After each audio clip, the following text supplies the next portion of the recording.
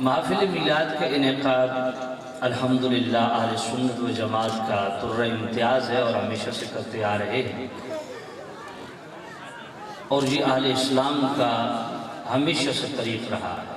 شارح بخاری امام قسطلانی وہ عظیم ہستی جنہوں نے بخاری شریف کو پڑھا، اس کے ایک ایک لفظ کو سمجھا اور ارشاد الساری شرح بخاری کی صورت میں عربی کے اندر اس کی شرح بھی لکھی۔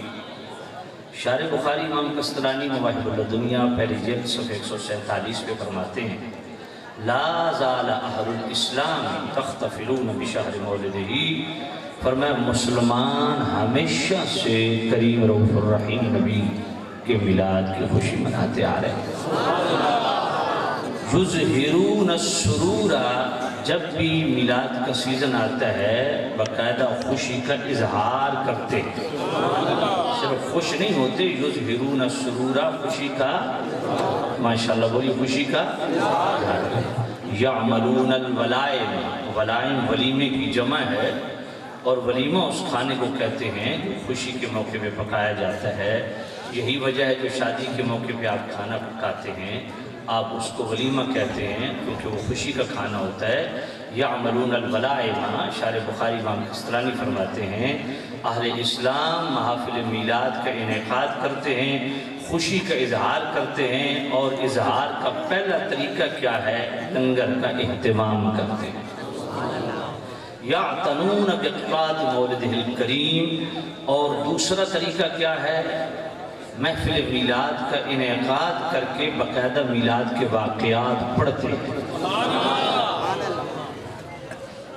اور محدث ابن جوزی رحمۃ اللہ علیہ آج سے 950 سال پہلے کے محدث ہیں، ان کی بیان المیلاد النبوی شریف اگر آپ مطالعہ فرمائیں تو وہ بھی یہی فرماتے ہیں: لا زال اہل الحرمین الشریفین والمصر والیمن والشام وسائر بلاد العرب من المشرق والمغرب یختفلون بمجلس مولد النبی صلی اللہ علیہ وسلم۔ فرمایا صرف بر صغیر پاک و ہند کے مسلمان نہیں، مکہ والے، مدینہ والے، شام والے، مصر والے، تمام اہل عرب مشرق سے لے کے مغرب تک ہمیشہ سے حضور کا میلاد مناتے آ رہے ہیں۔ اور میلاد منانے کا سٹائل کیا ہے؟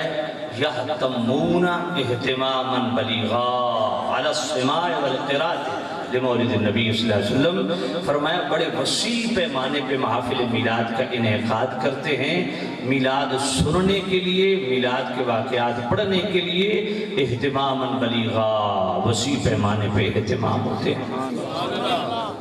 یفرحون بقدوم ہلال شہر ربیع الاول، محدث ابن جوزی فرماتے ہیں مسلمانوں کا یہ طرز و طریق، بالخصوص اہل عرب کا جو طریق ہے وہ کیا ہے، طرز کیا ہے؟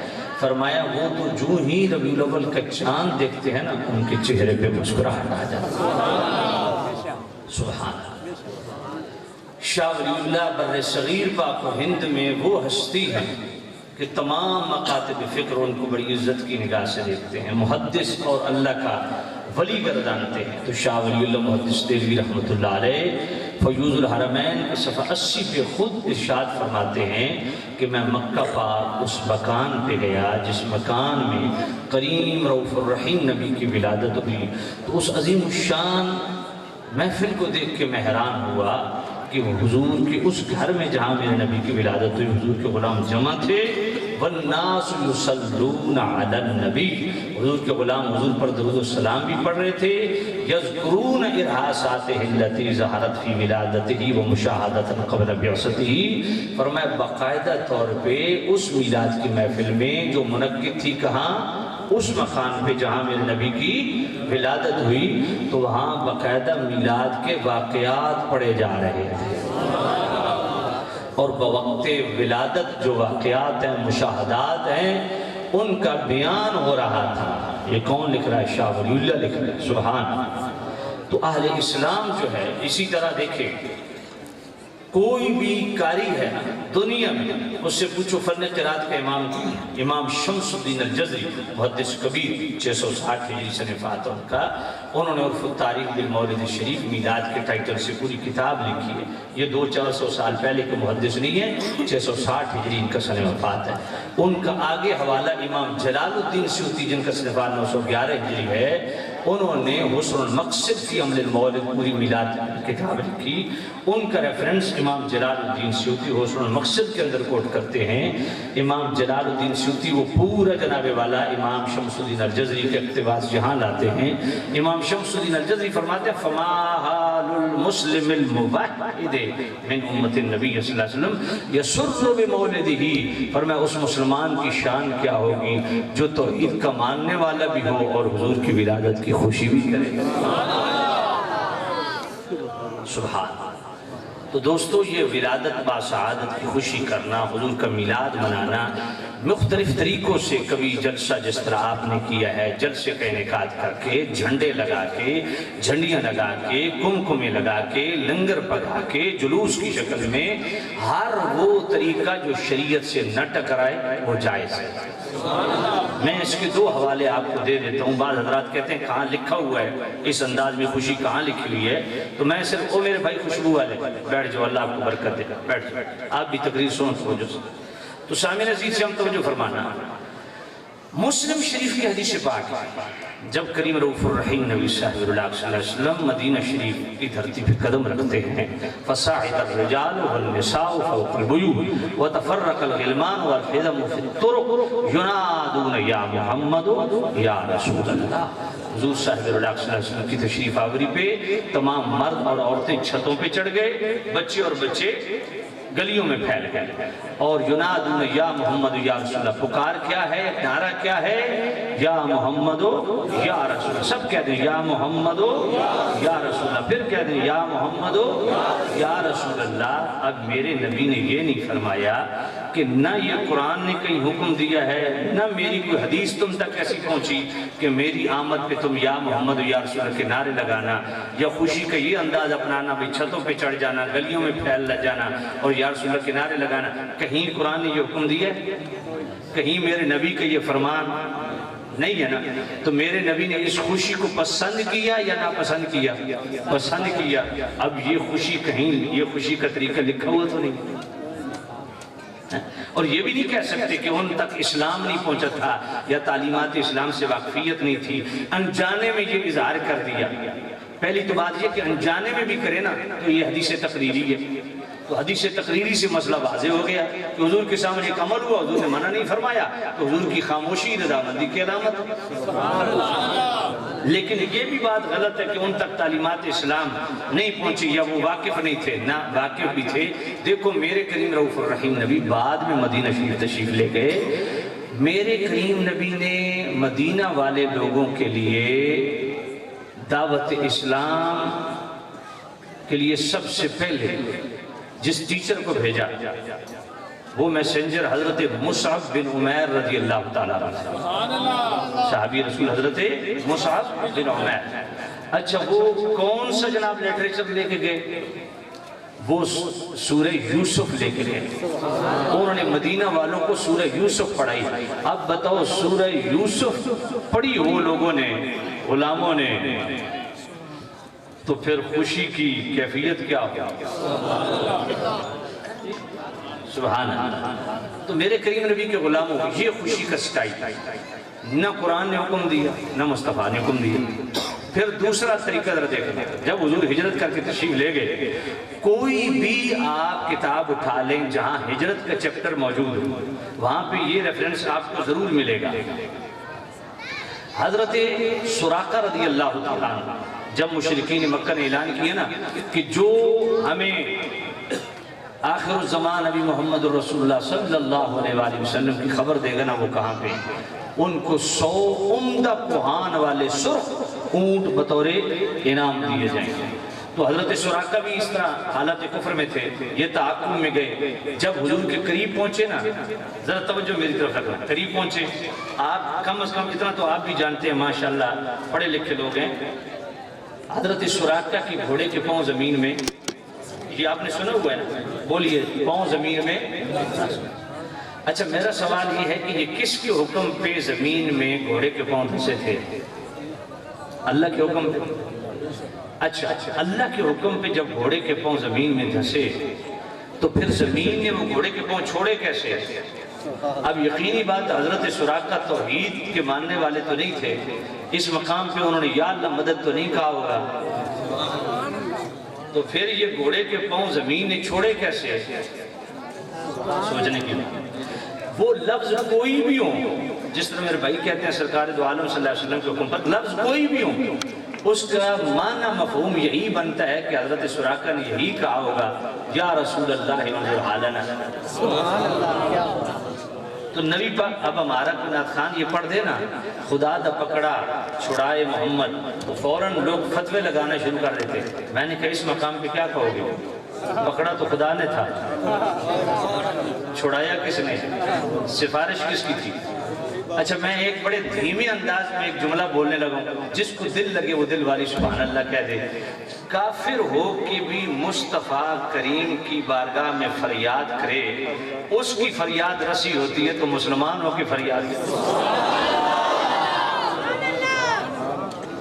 جب یہ اِنَّا أَعْطَيْنَاكَ الْكَوْثَرَ یہ آیت نازل ہوئی، سورت نازل ہوئی نا، وَمَا أَرْسَلْنَاكَ إِلَّا رَحْمَةً لِلْعَالَمِينَ، جب یہ آیت نازل ہوئی نا کہ اے محبوب نبی ہم نے آپ کو تمام جہانوں کے لیے رحمت دیا، تو شیطان حضور کی بارگاہ میں آ گیا، آگے کہتا ہے کہ میں اس جہان کا حصہ ہوں یا نہیں؟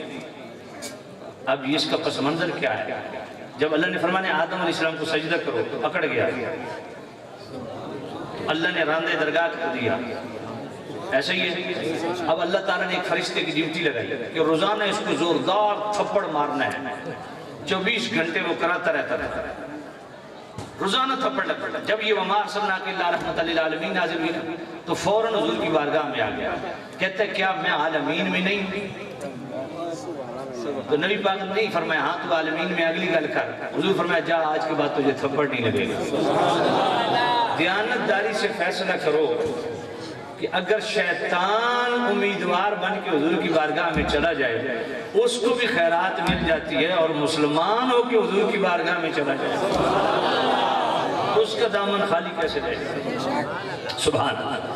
میں عرض کر رہا تھا آپ کی خدمت میں کہ اہل اسلام ہمیشہ سے حضور کے میلاد کی خوشیاں کرتے آ رہے ہیں، اور ایک بات پلے باندھ لو، شارح بخاری امام قسطلانی فرماتے ہیں وَمِمَّا جُرِّبَ مِنْ خَاصِهِ أَنَّهُ أَمَانٌ فِي ذَلِكَ الْعَامِ وَبُشْرَى عَاجِلَةٌ بِنَيْلِ الْبُغْيَةِ وَالْمَرَامِ۔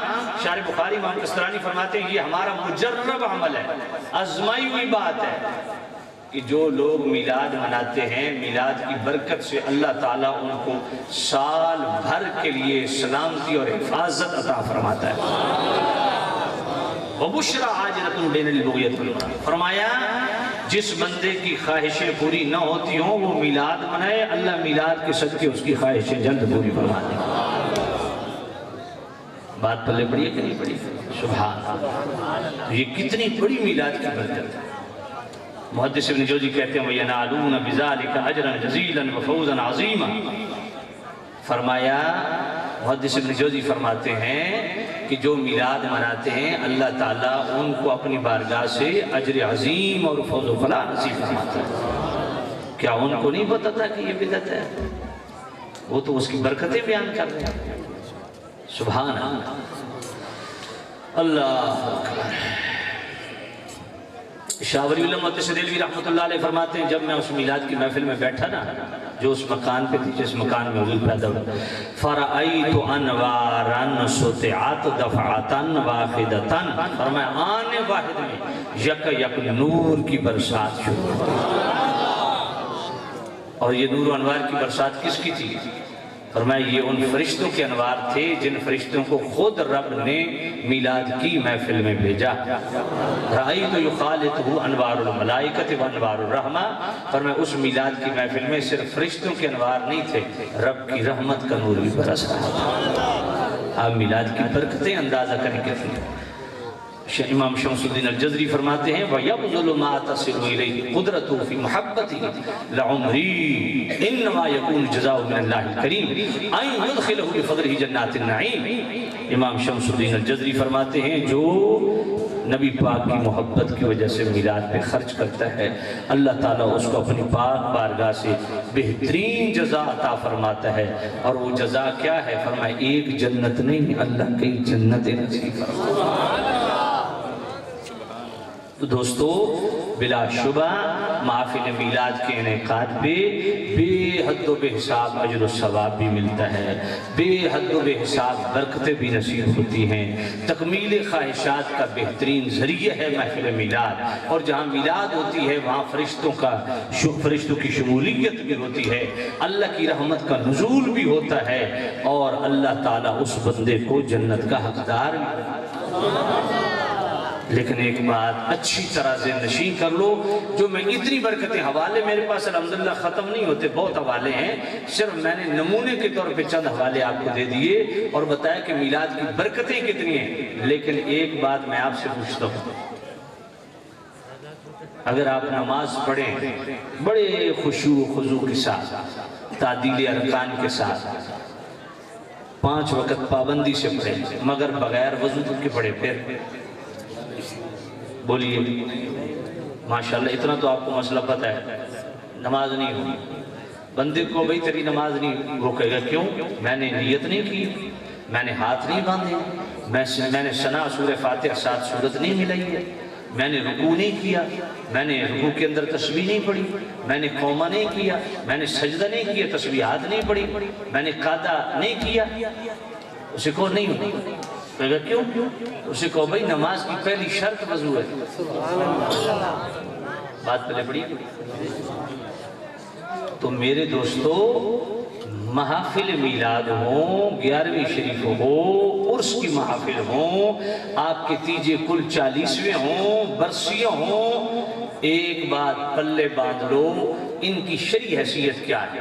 چلو ماشاءاللہ کچھ بزرگ ہمیں سنی نظر آ رہے ہیں، ان میں بزرگوں سے پوچھتا ہوں کہ 11ویں شریف، میلاد شریف، آپ کے تیجے، آپ کی جمراتیں، آپ کے کل، آپ کی برسیاں، آپ کے بزرگوں کے عرس، ان کی شرعی حیثیت کیا ہے؟ فرض ہے، واجب ہے، مستحب ہے، کیا ہے؟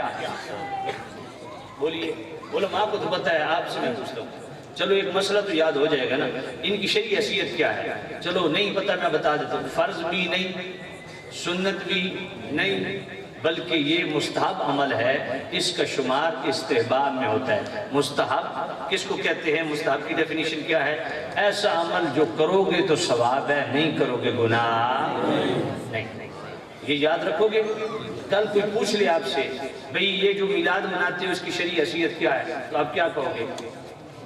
مستحب ہے۔ بولیں آپ کیا ہے؟ بھئی نفلی عبادت ہے، نفلی عبادت مستحب ہے، 11ویں ہے مستحب ہے، عرس کی محفل ہے مستحب ہے۔ مستحب کون سا ہوتا ہے جی؟ کریں تو ثواب ہے، نہ کریں گناہ۔ یہ نفلی عبادات جتنی بھی ہیں یہ بطور آپشن ہے، ایک۔ دوسرا فرض کی کمی کو پورا کرنے کے لیے نفل ہوتا ہے۔ اس لیے ایک بات میں بڑی ذمہ داری سے آپ کی خدمت میں عرض کرتا ہوں اور درد دل سے عرض کرتا ہوں، ہماری محافل کا وہ تقدس، وہ احترام کیوں نہیں رہا؟ اس کی وجہ یہ ہے کہ نہ ہم علماء کے پاس بیٹھتے ہیں، نہ ہم 5 وقت مسجد میں پابندی سے جاتے ہیں، نہ قرآن سے ہمارا کو مضبوط تعلق ہے۔ ہم نے ان محافل کو بھی انٹرٹینمنٹ بنائے۔ رات کو یہ قاری صاحب گواہ ہیں، قاری یاسین نعیمی صاحب میرے ساتھ تھے، روڑی ایک بزرگ ہیں یہاں پہ، آپ جی ہاں روڑی پہ، وہاں پہ بہت بڑا اجتماع تھا۔ میں نے تقریر شروع سے یہی سے شروع کی، میں نے کہا میں اللہ کی قسم اٹھا کے کہہ رہا ہوں، یہ جتنے آپ نے موت کے کنویں لگائے ہوئے ہیں، سرکس لگائی ہوئی ہے، یہ بالکل کھلا حرام ہے، حرام ہے، حرام ہے۔ آپ نے 40-45 سال سے یہ میلہ لگائے ہوئے ہیں۔ میں نے کہا سارے علاقے والے اللہ کی بارگاہ میں سچے دل سے توبہ کرو اور آئندہ یہ اپنا کام نہ کرنے کا عہد کرو۔ اور الحمدللہ انہوں نے وعدہ کیا، سب گاؤں نے وعدہ کیا کہ انشاءاللہ آئندہ ہم وعدہ کرتے نہیں ہوں گے۔ تو مسئلہ کیا ہے؟ مسئلہ کہاں پہ اٹکا ہے؟ مسئلہ یہ مصیبت پتہ ہے کیا ہے؟ خطیب آتا ہے، نہ خان آتا ہے، نقیب آتا ہے، وہ آدھا گھنٹہ تو جو میزبان پروگرام کرانے والے ہوتے ہیں نا، ان کی تعریفوں کے پل باندھتا رہتا ہے۔ جی شکوری صاحب جی، پھر ہم لوگوں کو مائنڈ دیکھتے ہیں کہ مائنڈ سیٹ کیا ہے، مزاج کیا ہے، اس مزاج کے موافق ہم تقریر بھی کرتے ہیں، اسی مزاج کے موافق ہم نقابت بھی کرتے ہیں، اسی مزاج کے مطابق ہم جناب کلام بھی پڑھتے ہیں. پھر تربیت کدھر سے ہوگی؟ کہاں سے تربیت لوگے؟ بھئی میں آپ سے پوچھتا ہوں، ماشاءاللہ اللہ آپ کو برکت